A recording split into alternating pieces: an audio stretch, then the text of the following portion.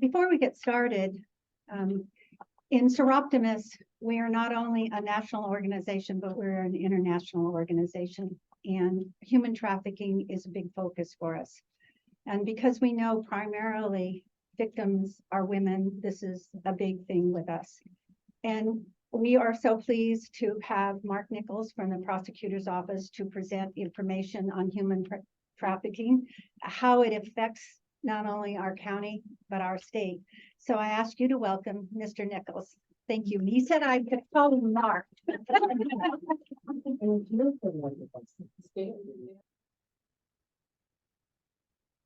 It's on, so you can just take it off. Can everybody hear me all right? Oh, no. It's on. It may time out depending on I state the will. battery. Press on it, the light should come on. There it is. There we go.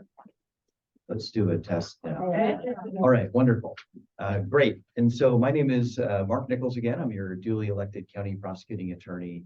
And by virtue of the fact that I am the county prosecutor, I am also obligated to serve as your county coroner. And so I actually wear both hats and wear, sorry, let me see if I can. Oh, I think the mic is cutting out. I'm going to go ahead and just speak up. How about that? Technology will get you so far and then it'll get you into trouble. And so, again, my name is Mark Nichols. I'm your duly elected county prosecuting attorney. And I was just mentioning that in Clallam County, by virtue of the fact that I hold the prosecuting attorney's seat, I'm also obligated to serve as your ex officio coroner. And so I do both jobs. But today I'm really here in earnest, wearing my prosecuting attorney hat to address the topic of human trafficking. Linda was kind enough to reach out quite some time ago. Thank you again. So that we could get this on the calendar. And I was really enthusiastic to receive her invitation to come and talk. I've done this with other Seroptimus clubs around the peninsula in years past. And so I keep in touch with folks like Diane Edwards out with the Rainforest Club in the Forks area, Jean Hordyke, Beaver Rutten in and around Port Angeles. And it's wonderful to be here in Sequim to share time with your club as well. And so I put together a PowerPoint presentation, and if you have a clicker, I'm glad to run it, or instead, if you're willing to progress the slides, that will be wonderful. Thank you. I'm lost without a clicker. A few preliminary remarks. I will note that, as will be discussed in a moment, I think we've all heard about human trafficking. For Seroptimus clubs in particular, you have been well involved in the effort of shepherding a discussion regarding human trafficking on an ongoing basis during all of my years on the peninsula. I would dare say that the Seroptimus clubs are responsible, in my experience, for keeping this discussion alive, which I think is so important because trafficking is one of those crimes that I personally believe occurs in plain sight of us. It's not that it's not occurring, it's that we don't see it for what it is. And so education is critical to share information about what trafficking is so that people can start looking at situations that they're confronted with through a different perspective and a new lens.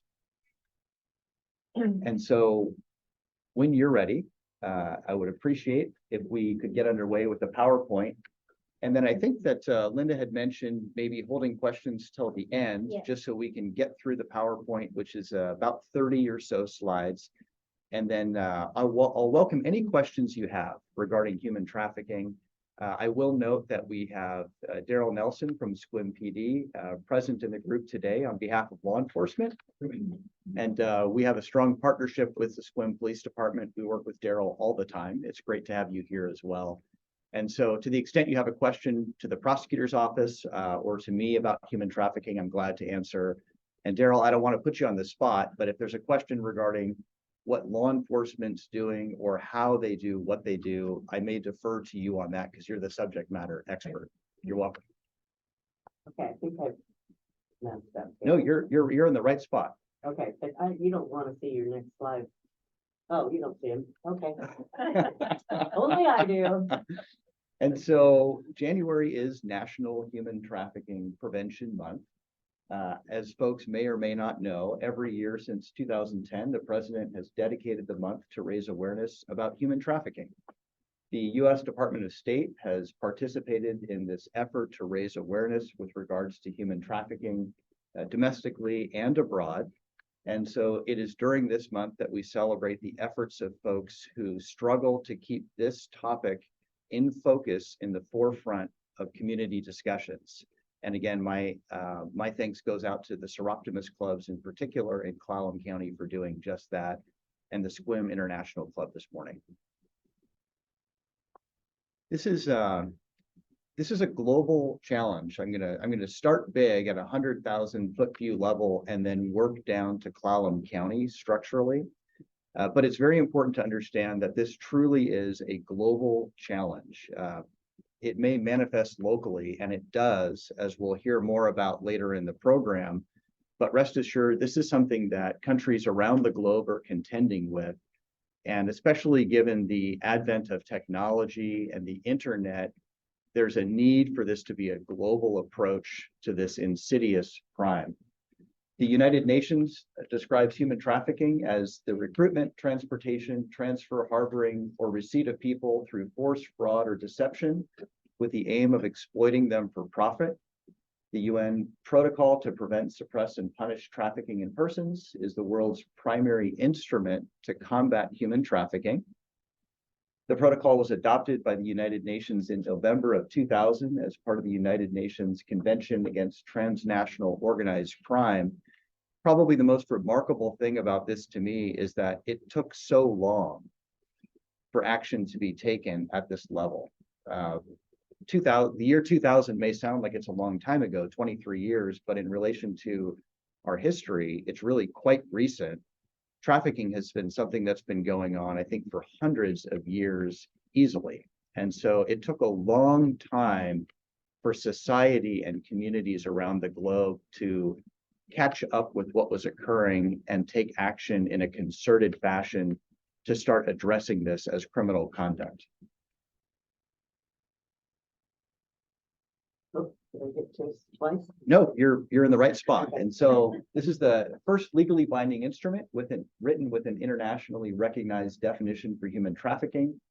Countries that ratify the treaty must criminalize human trafficking and develop anti-trafficking laws in line with the protocol's legal provisions, and they must provide protection and assistance to victims of trafficking to make sure that their rights are respected and honored. The Trafficking in Persons Report, otherwise known as the TIP report, if you research this in cyberspace, is an annual report issued since 2001 by the U.S. State Department's Office to Monitor and Combat Trafficking in Persons, and it ranks governments according to tiers based upon their perceived efforts to acknowledge and combat human trafficking. And so these are the tiers that exist within the TIP protocol. Tier 1 are countries that are fully compliant with the minimum standards for elimination of severe forms of trafficking in persons. Tier 2 are countries that are not fully compliant, but who are making significant efforts to become compliant with the minimum standards. The Tier 2 watch list, which was created in 2004, as determined by the Secretary of State, exists to require special scrutiny during the following year. So those are countries that they're watching to see how they're doing in relation to adoption of the TIP protocols. And Tier 3 countries are those that are not fully compliant and not making significant efforts to be compliant with the minimum standards. I will note that the United States is a Tier 1 country under the TIP protocol, as is Canada, our neighbor to the north. Mexico is a Tier 2 country. And the reason I think it's important to recognize that is because in I think a perfect world, we want to see Mexico, the United States, and Canada all be Tier 1 countries operating according to similar standards and enforcement efforts. And so let's talk a little bit about human trafficking. I will start by saying that if you research human trafficking in Washington State, you'll find a revised Code of Washington provision, which is quite lengthy and contains language with a number of caveats that fleshes out different ways through which human trafficking can occur. Instead of try to dissect that statute for you, I thought it might be more helpful to provide a broader, more general definition so that you have that in your mind to work with through the course of the program and after you leave today.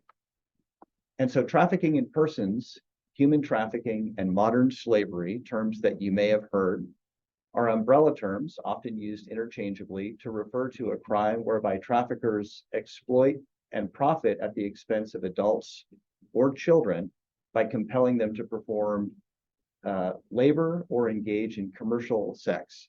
I will note that when a person younger than 18, that is a minor, is used to perform a commercial sex act, it is a crime regardless of whether there's any force, fraud, or coercion involved.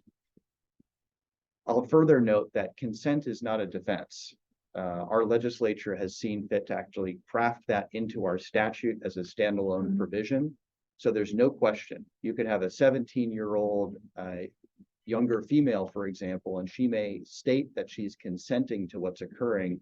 That is no defense to the crime that will be filed against the trafficker in that case. The U.S. recognizes two primary forms of trafficking in persons: forced labor and sex trafficking. And the U.S.'s Trafficking Victims Protection Act of 2000 and the United Nations Trafficking in Persons Protocol contain similar definitions for human trafficking. Forced labor, sometimes also referred to as labor trafficking, encompasses the range of activities involved when a person uses force, fraud, or coercion to exploit the labor or services of another.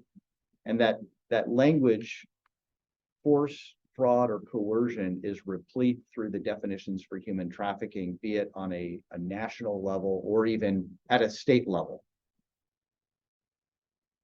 A couple of examples include domestic servitude, which is a form of forced labor in which the trafficker requires a victim to perform work in a private residence. Usually we learn about this through a newspaper article, often focusing on a politician in a high-ranking office who has somebody who's in the country, perhaps illegally, performing work in their home. And when I read those articles, I always read them critically with a mind's eye towards whether there's a trafficking component to what's occurring. Another example is forced child labor, which I think many of us have heard about as well in relation to some larger corporations that operate globally. And this describes forced labor schemes in which traffickers compel children to work. We don't see that so much in the United States because there's quite a bit more regulation and enforcement here.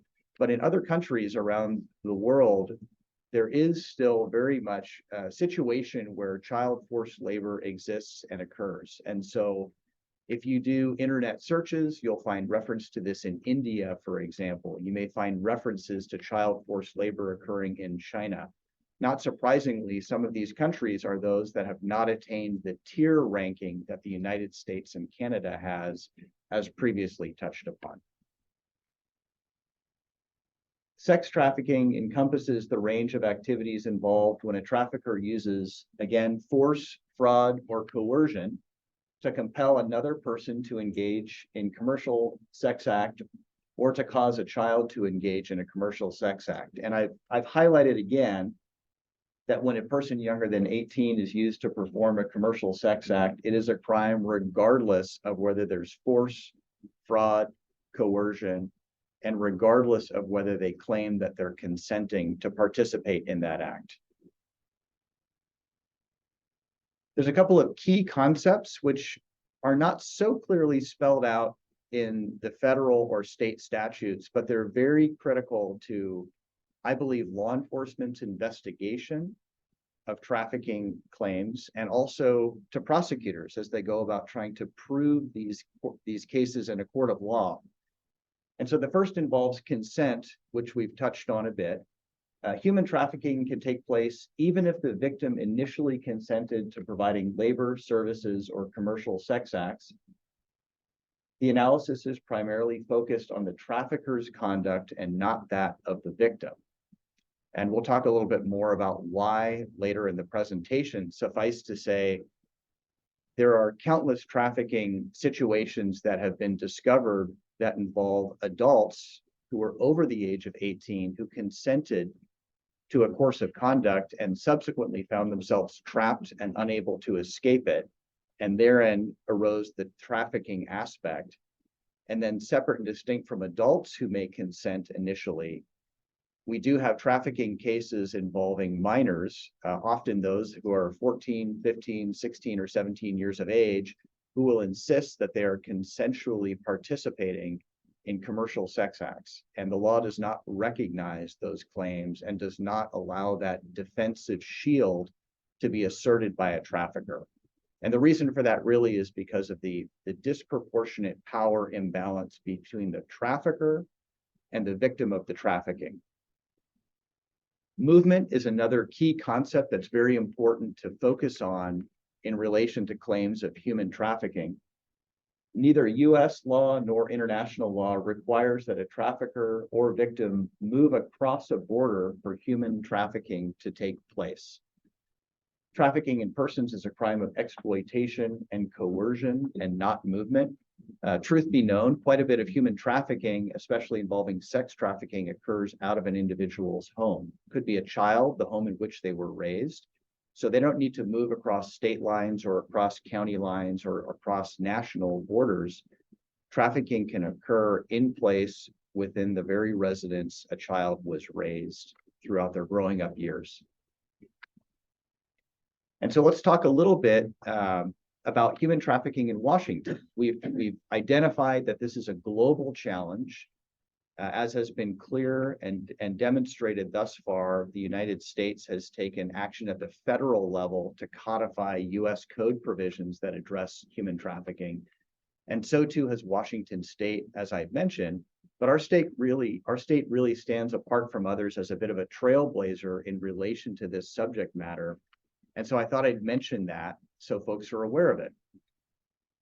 By way of background, in the mid-1990s, Susanna Remerita Blackwell, Helen Clemente, and Anastasia King, three immigrant women of color, came forward to share stories of mail-order brides, foreign brides being beaten, exploited, and murdered.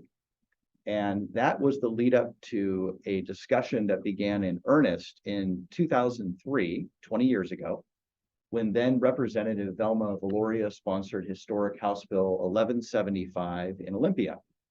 With the support of her colleagues in both chambers of the state legislature, Washington set the stage for the local and national anti-trafficking movement by becoming the first state in the nation to criminalize human trafficking. And since then, 50 states have replicated and instituted similar bills, launching a national movement. And so I think that it is very significant as Washingtonians that we know that our state was the first to actually adopt legislation to criminalize human trafficking for what it really is. Again, my personal commentary on this is that better late than never, but the fact that this only occurred 20 years ago is shocking to me. If we look at other crimes on the books, some of those were adopted back in the 1900s, going way back, 1910, 1912, 1930. It took until calendar year 2003 before we were able to catch up with the times. Why Washington State? Why back in 2003 did our legislature take seriously this issue of human trafficking and decide to codify this as a crime on the books? Well, there's a couple of reasons. There's a report known as Washington's Task Force Against Trafficking of Persons, which identifies that our state is a hotbed for the recruitment, transportation, and sale of people for labor. The report indicates several factors that make Washington prone to human trafficking.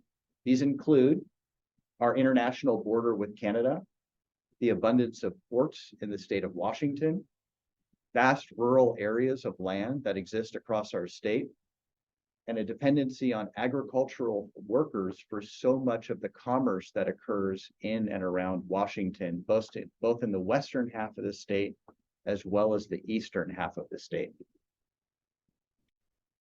And so to flesh this out in further detail, obviously we share a border with Canada to our north. They are our fantastic neighbors.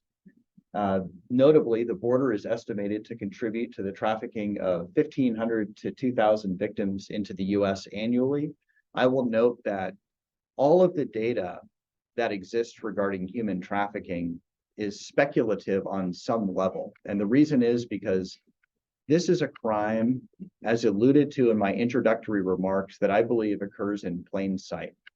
It goes largely unreported. It is extraordinarily difficult to detect, and even more difficult for law enforcement to investigate and for prosecutors to prosecute. And so whenever I read stats regarding human trafficking, I take them as a best educated guess, but I think we're underreporting what's actually occurring. And so 1,500 to 2,000 is what I find in different periodicals. It could easily be the case that the number is significantly north of that in reality.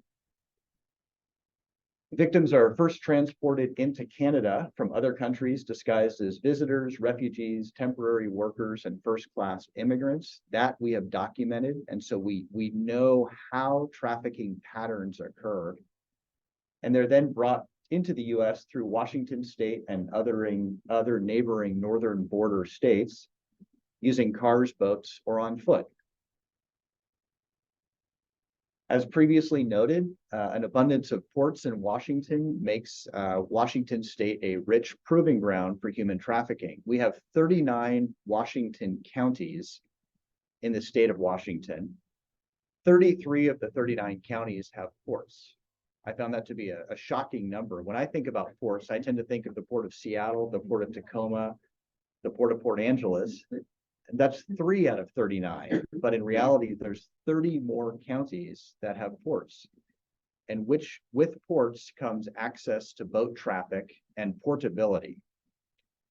And so it's the abundance of ports in Washington state that make it easier for traffickers to transport their victims into the state from other countries. The Port of Seattle is the largest and one of the places where sex trafficking cases are high. I was sharing with a couple of you earlier that the Port of Seattle is actually quite invested in combating human trafficking. And that stems from a situation some years back where there were a group of Korean businessmen, as I understand, who wound up being detected running a human trafficking ring, and they were doing it out of a rented Port of Seattle building. And so I think the port had to deal with human trafficking in a court of public opinion, perhaps in a court of law, and they made a policy decision to focus on this as an area of effort, emphasis, and enforcement.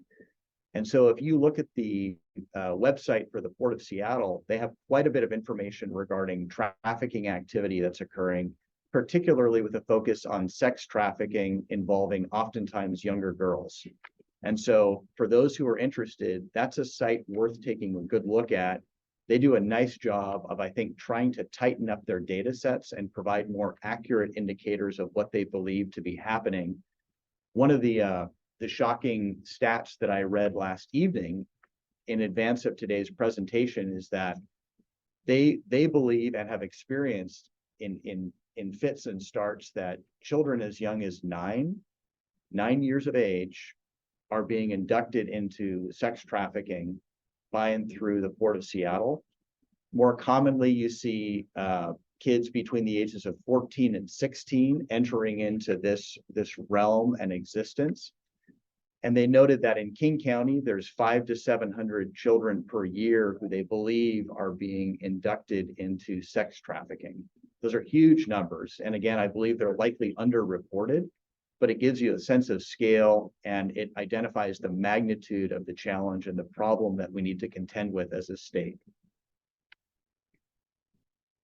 The report also notes that Seattle is part of a trafficking circuit that includes Canada.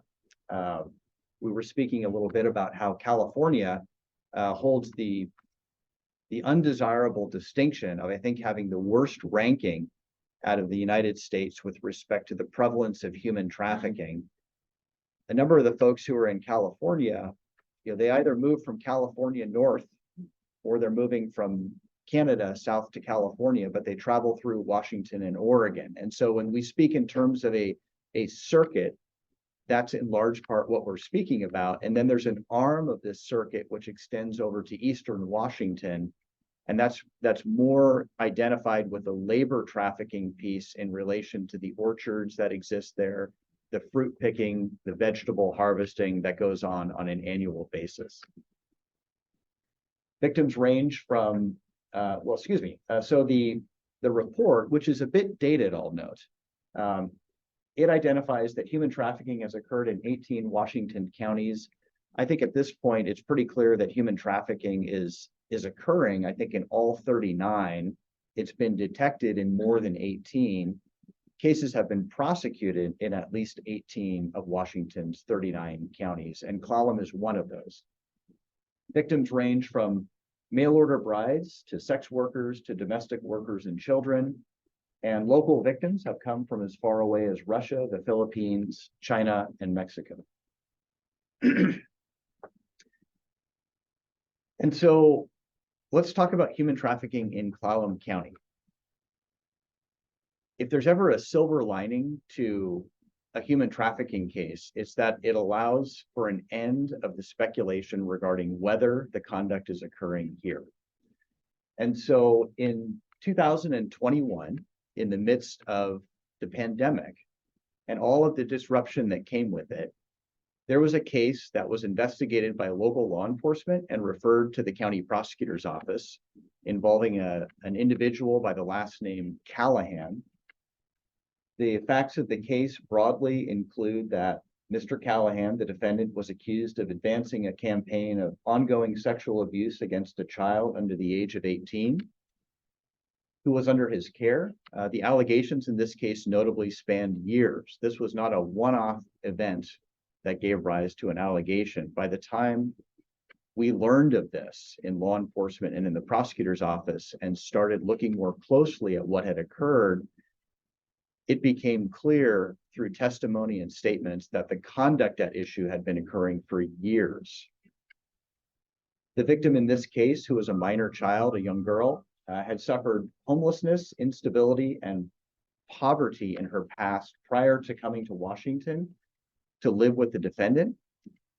This was a troubling case because this young girl had been raised by parents who were they'd experienced hard times, is what I will say. She had a rough upbringing. They did not have a lot of money. They did not have a lot of means. They were socioeconomically depressed. The parents wound up essentially entrusting this child to be raised with this man. There was no formal adoption that occurred. The relationship stopped just short of that, but it was an adopted-like relationship. And again, one where the parents entrusted the safety of this young girl with this older man who I believe was in his 50s or perhaps 60s. The power differential between the defendant, Mr. Callahan, and the victim in this case was absolutely key to persuading the jury in relation to the trafficking conviction. And so the case went to jury trial. Mr. Callahan did not plead guilty. He opted to advance this case to a trial, which is his right. He was found guilty following a jury trial of 2 counts of sexual misconduct with a minor, 1 count of rape in the 3rd degree, and 1 count of trafficking in the 2nd degree under Washington State's trafficking statute. I will note that, to the best of my knowledge, having spoken with the other 38 county elected prosecutors, Clallam is the first county to have used Washington's trafficking statute and apply it to a fact pattern in the way we did successfully. The jury found the existence of special allegations, including that the defendant committed each crime as part of an ongoing pattern of sexual abuse of a minor. They further found that he used a position of trust in relation to the child to perpetrate each of the offenses for which he was found guilty. The court ultimately sentenced the defendant to 240 months or 20 years in prison. I would note that trafficking is a Class A felony offense, and that is an offense that still carries significant punishment under Washington law, which has moved away from harshness in sentencing in relation to a number of other crimes. I will note that our understanding is that this young lady is doing fantastic work in living her life. And so the criminal justice system can't undo what's happened. We can't help people to obtain closure, but we can help. And so I think that the process ran its course. The criminal justice system did what it was capable of doing. A just result was obtained in that case to the best of what we had the ability to do. I'd like to talk a little bit about a few human trafficking myths. There are many, but there's three that I thought I'd address in particular. The first is that trafficking involves traveling, transporting, or moving a person across borders. I think I disavowed the group of this earlier in the presentation, but I will note that, again, human trafficking is not the same thing as smuggling. These are two separate offenses. Although the two terms are commonly confused, trafficking does not require movement across borders. Sometimes we hear about human trafficking cases that are publicized in national news, and these are extraordinarily egregious examples involving oftentimes foreign nationals who are smuggled into the US for purposes of being trafficked. And so they're moving from, say, Mexico into the US. They're discovered inside of a long-haul truck driver's vehicle. And those are the cases that splash onto the front pages of newspapers for good reasons. But they leave people with the impression that there has to be this movement across jurisdictional lines for there to be trafficking, and that is in fact not the case. Another myth is that traffickers target victims they don't know. Far from it. Most of the time, victims are trafficked by someone they do know, such as a friend, a family member, or someone who they thought was a romantic partner and who turns out to be something radically different. In my preparation for today's presentation, I was doing some reading regarding a study that chronicled, I think, 112 young women who were interviewed in Las Vegas in connection with sex trafficking that was occurring there. 8 of the 112 came from Washington State. And so that speaks to a disproportionate number of, in that case, young women being trafficked out of Washington, brought to Las Vegas, Nevada, where they were walking the strip and being sold for sex, commercial sex. But having 8 people from Washington, if you do the math with regards to all the states in the lower 50, we have a real problem on our hands, is what I'll say. The last myth is that people being trafficked are physically unable to leave and are held against their will. My apologies for the typo there. In fact, trafficking can involve force, but people can also be trafficked through threats, coercion, deception.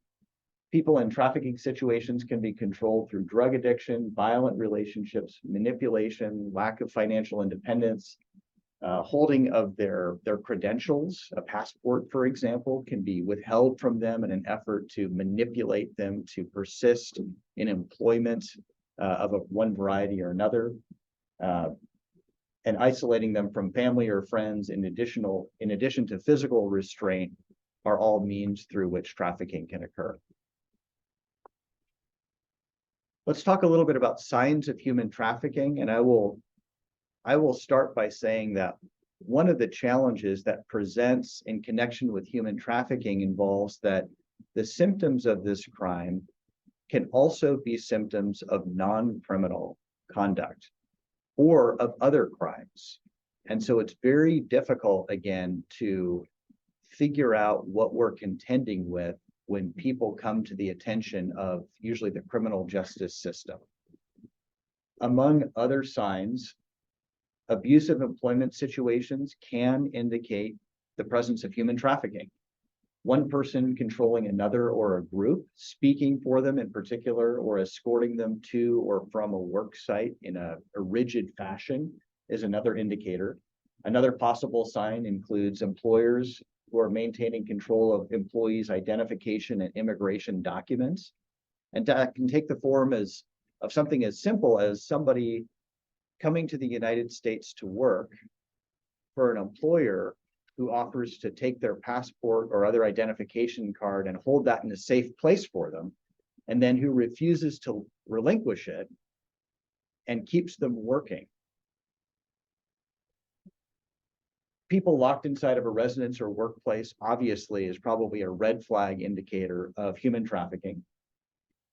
Someone unable to leave a particular job site, or somebody who's forced to work at a particular job and doesn't seem to have the ability to leave on their own, is another sign. Threats to employees or family members by an employer, a debt owed by employees to employer is another one that we take a closer look at when we hear about that. And employees living in employer-owned or controlled residences. With respect to characteristics of victims of human trafficking, we tend to see individuals who have no power in making their own decisions and who have limited or no independence. We see individuals whose access to friends, family, and the public is limited or entirely cut off. They are socially isolated, as it were. They may appear to be very fearful for reasons that are not entirely clear, refusing to make eye contact with other people, staring at the ground, avoiding social groups and contact. And they may seek services or be referred to services for seemingly unrelated issues. Events, details, symptoms, and information doesn't really connect or seem to be disguising other issues or concerns. And so, for example,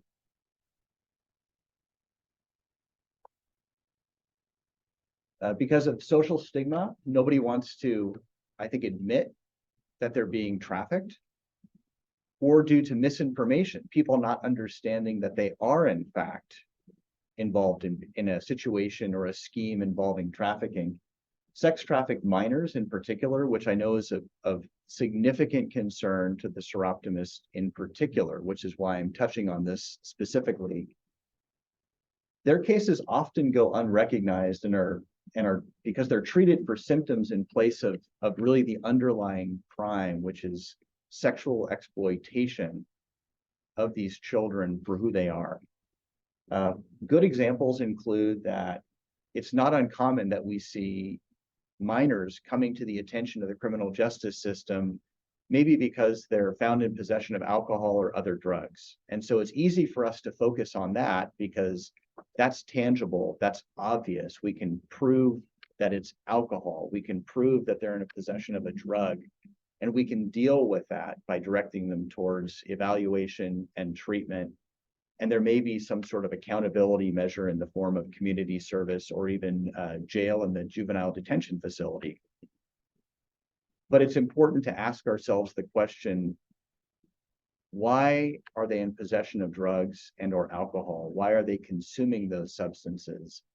Is it their decision to do that, or is it possible that there is an adult involved in the provision of those substances to that juvenile for some reason behind the scenes that is not readily apparent? Domestic violence, we hear about it.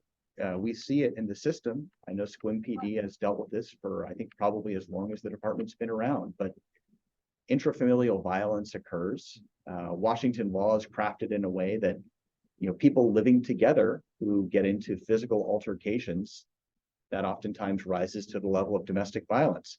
The fact that there may have been a domestic violence incident is something that we can investigate, but what precipitated that? What resulted in tempers flaring to the point where people lashed out at each other? That really gets at the heart of the difficulty in detecting whether there might be a trafficking component that's occurring. Delinquency, if you can imagine a hypothetical where you have a young girl who's being exploited for commercial sex purposes, I don't think that the trafficker, the handler, is going to be particularly concerned about whether they make it to school on time. And so what may happen is that their situation manifests with delinquency and the focus is on the young girl or the young boy, as the case may be. But in reality, I think we owe it to ourselves to at least consider the possibility and go through the mental exercise of looking to see what's driving the delinquency patterns. Teenage pregnancy, it happens. It's something that we have all heard about. We may know people from our families or communities who had this experience. Again, how did that happen? Was it one teenager to another? lack of protection being employed by youth growing up, or was there something more insidious at work behind the scenes that could be responsible for what's happening? The prevalence of STDs in children, when they're detected, I hope the medical providers are looking closely at what may be happening and how this is happening. And abortion, a hot topic, of course, is one that rears its head in relation to our youth. And again, the question I think should be asked, it's incumbent upon adults in the system to try and look and ascertain whether there may be a trafficking component at work. Again, I think the data is underreported. I think that while I can't prove it, I strongly believe in my heart that we have a tragic misdiagnosis, as I characterized it, in relation to a number of likely human trafficking cases involving sexual exploitation of minors. And the irony is that the focus winds up being on the minor. They feel as though they're being blamed for what's happening to them. They may have essentially a Stockholm syndrome dynamic with their trafficker and handler, so they don't want to turn on that person. They feel as though the system is unfairly punishing them for the symptoms of what they're living through. And so it builds an insidious cycle, and one that does not incentivize children speaking out about what's happening, but quite to the contrary, incentivizes them gravitating towards their handler or trafficker, oftentimes as the person who's going to look after their best interest. It's a dysfunctional dynamic. It's not too far removed from the dynamic that we see with domestic violence survivors involved in multi-decade abusive relationships, but it's one that nonetheless exists. And so I start my day with my office. We actually have what we call a morning muster meeting, and we do a little bit of trivia. We talk about the weather report. We talk about what happened on this day in history, and I always like to include a quote. And so for this group, I thought it was apropos to quote Henry David Thoreau, who said, "It's not what you look at that matters, it's what you see." And I think that that's really the takeaway that I would encourage folks to leave with in relation to human trafficking. There are billions of sets of eyes on this planet. And if more of them can come to understand that they can't just look, they have to see. They have to see situations for what they are. I think that's how we start to get ahead in relation to human trafficking. If anybody in this room knows anybody who they think might be trafficked or would benefit from learning about how to report human trafficking, there's information here that allows them to do that. There's an 800 number, 1-888-373-7888. You can text "Be Free" or the numbers 233-733. You can live chat at humantraffickinghotline.org 24/7, 365. In addition to this screenshot here, in the back of the room, there are a number of handouts, a number of which are provided by the SQUIM International Seroptimists. I brought a few of my own, and I think contact information for folks who need help is included on the flyers as well.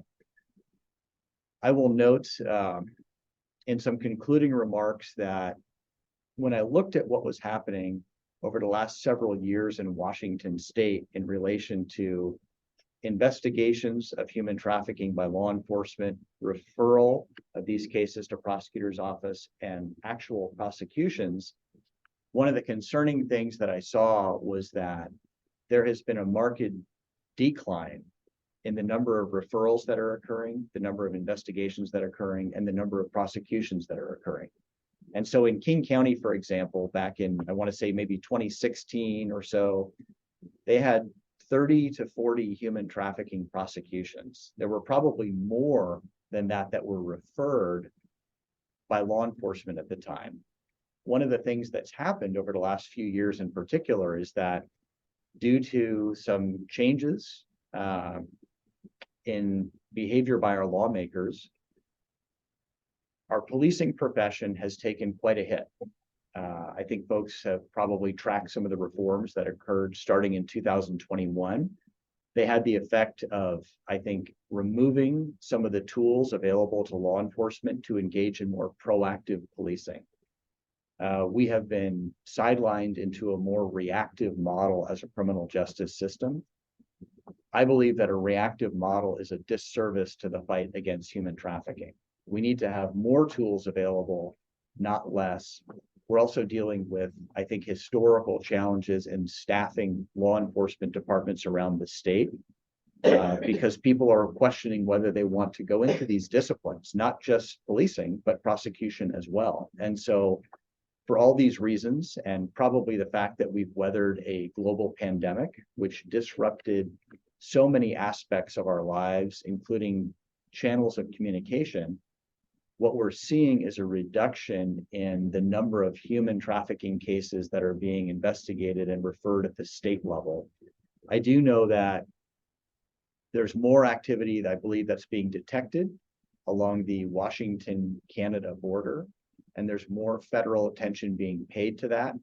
I don't want to go further than to simply mention that that's occurring. And I do expect that in time, I think we'll wind up seeing probably some press coverage on that at the end of the process so people understand what it is that's developing there. But rest assured, the fact that there may not be high volumes of human trafficking occurring or being prosecuted or investigated doesn't mean it's not happening. And so with that, Linda, I'm going to open the floor to questions unless, I have a question. please.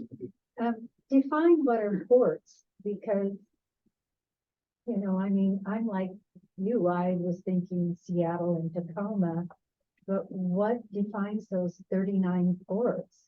I mean, there's John Wayne Marina. Sure, So- sure. I think, so ports are, they're an entity recognized at law. And I think I most often associate ports with large boat traffic. But the reality is that ports oversee airport facilities as well, for example. And so I think that my historic perception of what a port was doesn't really capture the essence of what they are at law. And so I think that ports are facilities that allow for transportation to occur through different means. Boat traffic is one, air traffic is another. And so just know that the definition for a port is much broader than you might think. And there are, in fact, according to the, it's an association in the state of Washington that represents the interests of ports. I double checked this last evening. They indicated there are, again, I believe 75 ports in 33 counties, which is a staggering number. So they define also, for example, the airport in Port Angeles, that's considered a port. I believe that the port does oversee the airport. Yes, and so they don't just do work in water, is the takeaway. That's interesting because I didn't think about it that way Right. at all. And I don't think that I would have either for the longest time. It was not until I got into the legal industry and started having to contend with this a little bit that I started realizing that terms that I had defined one way in my own mind might not be defined the same way in state law. Yes. The element of commercial gain from the sex. In Clallam, it didn't seem that there was any commercial portion to that. Could it be applicable to times where they are convinced to participate, but there's no commercial transaction? Yes, so there was no trading of monies in that case. But there was nonetheless a power differential and dynamic. And the young woman found herself in a position where she was reliant upon an adult man to provide for her existence in essence. And it was in exchange for that, under a dysfunctional power dynamic, that the sexual exploitation was occurring. He essentially maintained her as a private sex slave in the confines of his home. But you're right, she was not being commercially sold to the best of our knowledge. the relationship is one with him, but that was adequate under the statute as determined by the jury. The case is on appeal. I believe it will withstand muster. And I think that with that, other jurisdictions will hopefully start looking at using the statute in that way, which is what I think the legislature really intended. You don't have to have the most egregious form of trafficking to be able to prosecute a case. At a certain point, you have enough. Yes, ma'am. Yes, I'll repeat the question, if I could, I'll rephrase it slightly. You're curious to learn whether the in the United States, child marriage is something that's being addressed in relation to trafficking protocols. Okay, and I don't know the answer to that across all of the 50 states. I know that in some, there's certainly an emphasis on that, but I don't know if there's a uniform approach to the issue. I know that if we were to learn that there was a adult male who had married a 13-year-old, we would pay close interest to that immediately. And I likely believe that there would be a criminal investigation into what was occurring. Sorry, I don't have more information, but that's a great question. Yes, I think that I hope that states that allow for that rethink that in time and raise that age. The reality is that the more we learn about the development of the child brain, the more we're learning that some of our behaviors get set quite early in life.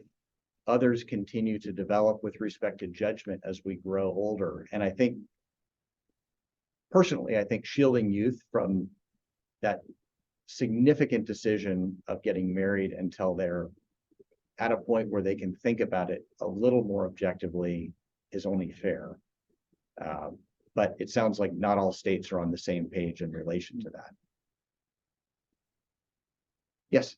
I really want to thank you for bringing this to the forefront and being so interested in it yourself in your office. And talking about the juvenile system, I'm sure your prosecutors out there are looking for signs of this. But how about the schools? I know that, you know, schools come in for delinquent children and stuff. Is there any education of them looking for these symptoms, or do you know?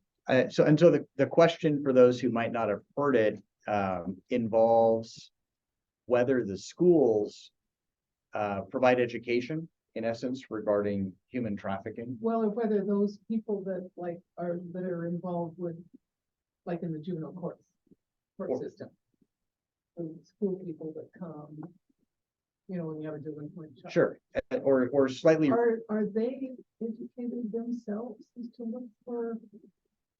And so I'll restate the question, and if I'll try to paraphrase it here, recognizing that there is such a thing as truancy in Washington. And I will say that the courts have rendered some decisions that have, they've taken some of the teeth out of the truancy model that has traditionally existed in our state over the last few years.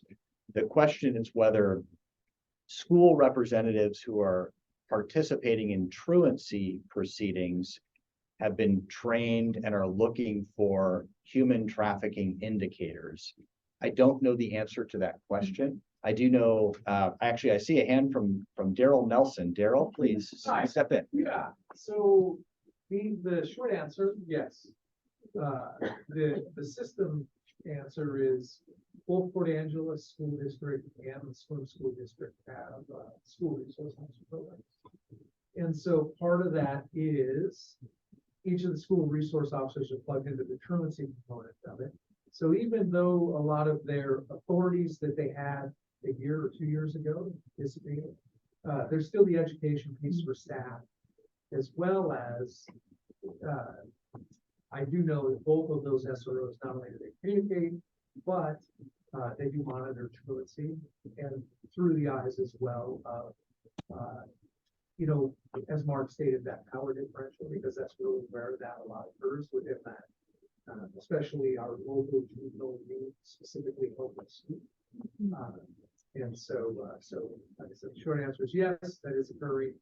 and, as well as the swim school district has what's called a community engagement board. And the community engagement board targets specifically around truancy and, and the ability to take whatever wraparound services they provide, attach those with each youth tailored individually to them, and with the idea that these kids aren't being exploited or not their business. And so for the benefit of the folks on Zoom who may not have heard, there was a little bit of a discussion and contribution from Daryl Nelson from Sequim Police Department and another gentleman in the back of the room who participates in the truancy effort, I believe. Yeah. Right. And so the remark was that the school resource officers from Sequim and Port Angeles Police Department are trained to look for this, and they add this layer into their assessment of what's occurring in relation to truancy and school issues.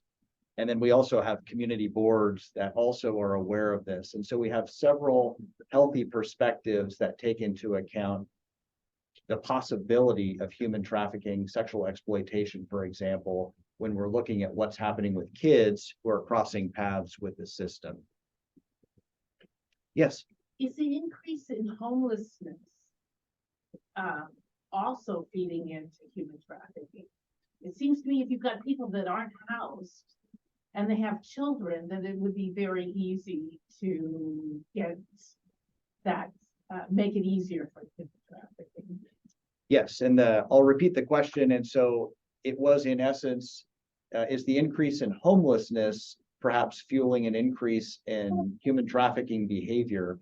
I believe the answer is likely yes, if for no other reason than I have to believe that people who find themselves in an unhoused or homeless situation have some measure of desperation, especially in times when we have extreme cold weather like we've just gone through. You can imagine that if you don't want to go to a shelter, but there's somebody else who's offering their home to you, that might be a very appealing concept to take advantage of that. And if you're a young child and it's an adult who's making the offer, you wind up in a situation right out of the gate where unless everybody's operating in good faith, there may be an insidious power differential behind the scenes occurring and bad things that develop out of that. So I think the answer is yes, that there's probably some connection between homelessness on the one hand and trafficking behavior on the other.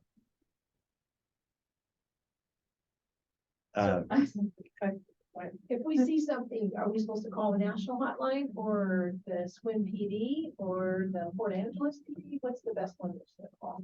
And so the question is, if folks see something, should they call the national hotline or local law enforcement? And I see that Linda was just about to raise her hand, maybe to Say that there is a handout back there that tells you how to appropriately identify, because they, for example, the Polaris organization, which is a national organization that focuses on human trafficking, says it's a huge disservice for you to step in, that call the line that they ask you to call, and they will call the appropriate authority. And so Linda's contribution was that there are some handouts in the room here. We'll have extras, and they explain how to go about reporting human trafficking. One of the takeaways is don't try to investigate it and necessarily intercede on your own. Let the authorities do that and approach the situation in a way that's going to be legally defensible at the end of the process. The way I remember the number, because you're in your car, you see something, was 888-3737-8. So they were 888-3737-88. Yes, yes. I will note that in Clallam County, I don't believe that I touched on this earlier, but in relation to the notion of vast rural lands with agricultural activity, when I think about agricultural activity prior to looking into human trafficking years ago, I always thought about Eastern Washington and the apple orchards and people picking asparagus and other crops, potatoes, you name it. But the reality is that in Western Washington, we have our own variety of agriculture. And in Clallam County, along with a tremendous amount of natural beauty and woods, we have a vibrant forest product industry. And so there are folks who make their living by traveling into the woods here, either legally or illegally, to harvest salal, for example, sword fern. There's a gourmet food market that welcomes wild mushrooms, chanterelle in particular. There are a lot of them here. And so if you've ever spent time in the woods or in the west end of the county, or even some of the eastern areas, you may see from time to time trucks driving down Highway 101. They're usually not brand new, shiny Tundras. They're usually older models, and they have bales of greenery in the back. That is oftentimes salal that's been picked for the floral industry by folks who are working in groups in the woods. And so DNR enforcement deals with this often, but there have been occasions where folks from these communities spill over into the criminal justice system. And at least in relation to one of these, the case did involve allegations of trafficking. And so we wound up prosecuting an individual out in West Clallam County who was essentially handling a group of Guatemalan women who were picking salal, sword ferns for the floral industry.